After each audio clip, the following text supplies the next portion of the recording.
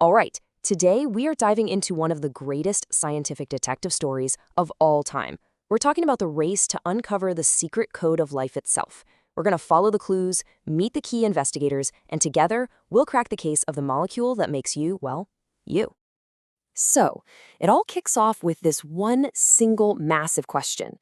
Think about it. From the tiniest little bacterium to the biggest blue whale, something inside their cells is carrying a complete set of instructions for building and running the entire organism.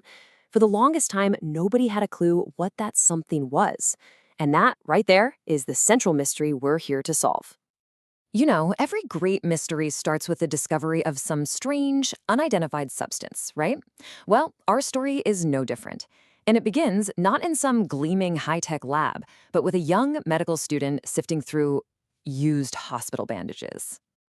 Yeah, you heard that right. Back in 1868, a student named Friedrich Miescher was studying pus cells from those bandages. And from their nuclei, he isolated this gooey gray substance he called nuclein. He figured out it was packed with nitrogen and phosphorus, which made it different from proteins, but its actual purpose? A total mystery. And for over 70 years, this clue just sat there waiting until the 1940s, when scientists started to realize just how important it was, leading to that final revelation in 1953. Okay, so by the 1920s, the scientific community had two main suspects for the carrier of our genetic information. Was it the complex, versatile proteins? Or was it this simple nucleic acid that Miescher found? The first major break in the case actually came from an experiment trying to understand pneumonia. So a scientist named Friedrich Griffith was working with two strains of bacteria. One was harmless, let's call it the rough one. The other, the smooth strain, was lethal to mice. Now, if he killed the deadly strain with heat, it became harmless. Made sense. But, and here's where it gets wild, when he mixed those dead, lethal bacteria with the live, harmless ones, the mice still died. Something from those dead bacteria was physically transforming the harmless ones into killers. A transforming principle was literally passing on a deadly instruction. So Griffith proved that genetic information could be transferred, but he couldn't identify the messenger. The mystery just got a whole lot deeper. So now the race was really on to unmask this transforming principle. And a bunch of experiments followed, but the one that gave the definitive, elegant proof, the absolute smoking gun, came in 1952. And here it is, the brilliant Hershey Chase experiment.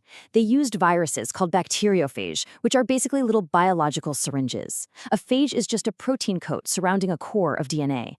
It works by latching onto a bacterium and injecting its genetic material inside to hijack the cell. So Hershey and Chase had a simple question: what actually gets injected, the protein or the DNA? To figure it out, they used a really clever trick with radioactive tags. See, protein contains sulfur but not phosphorus, so they tagged the protein coat with radioactive sulfur. DNA, on the other hand, has phosphorus but no sulfur, so they tagged the DNA core with radioactive phosphorus. They let the viruses infect the bacteria, then put everything in a blender to knock the viruses off and check to see where the radioactivity ended up. The results were absolutely crystal clear. The radioactive sulfur from the protein coats, it all stayed outside. But the radioactive phosphorus from the DNA, it was found inside the bacterial cells. That was it. It was the DNA that carried the instructions. The case of the transforming principle was officially closed. The genetic material was, without a shadow of a doubt, DNA. So, we've identified our molecule. But, you know, that just blows the doors open to an even bigger question. How in the world does this thing work? To understand its function, we've got to understand its form. It's time to look at the chemical building blocks. Okay, so DNA is what we call a polymer. That just means it's a really, really long molecule made of smaller repeating units, kind of like a chain made of countless individual links. This specific kind of chain is called a polynucleotide, which is basically just a long string of that nuclein substance that Miescher discovered all those years ago. Each one of those little links in the chain is called a nucleotide, and every single nucleotide has three parts: a phosphate group, a special kind of sugar called deoxyribose, and, this is the most important part, a nitrogen-containing base. It's these bases that are the actual letters of the genetic alphabet.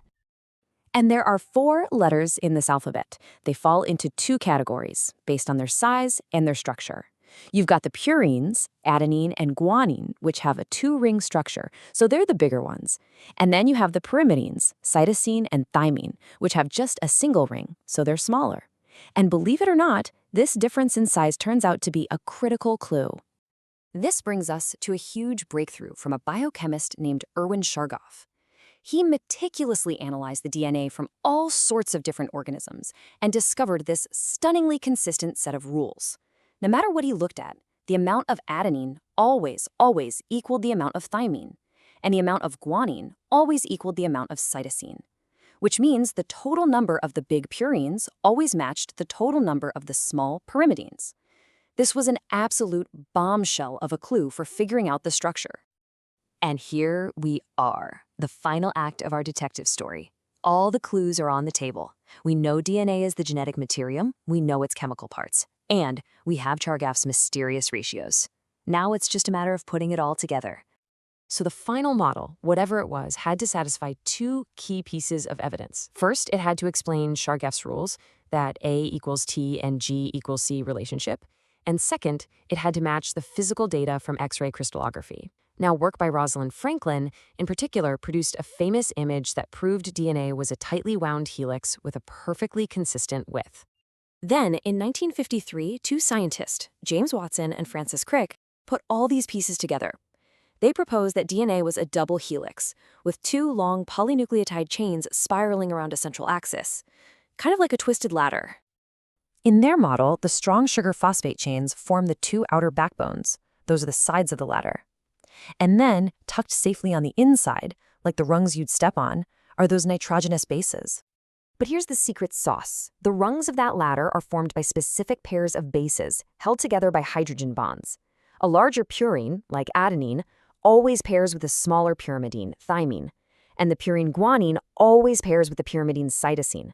This AT and GC pairing not only explains Chargaff's rules perfectly, it also keeps the width of the entire helix totally uniform.